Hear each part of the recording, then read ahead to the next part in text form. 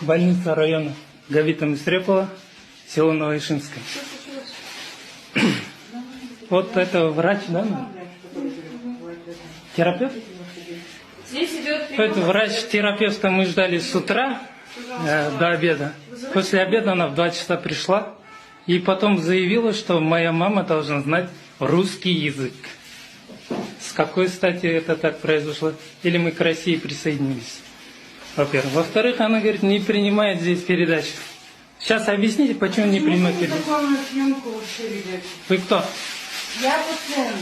Пациент? Конечно. Это не незаконно, я защищаю свои конституционные права. Вы спросили Нет. разрешение? Мне не надо спрашивать, когда нарушаются мои права, я имею право снимать, правильно? Если вы это не знаете, изучайте Конституцию. А теперь я заявляю вам, государственным является в Казахстане казахский язык. Понятно этого? Никто не обязан знать русский язык. Смотрите, она сейчас прячется. Не прячется, больной буду смотреть. Больной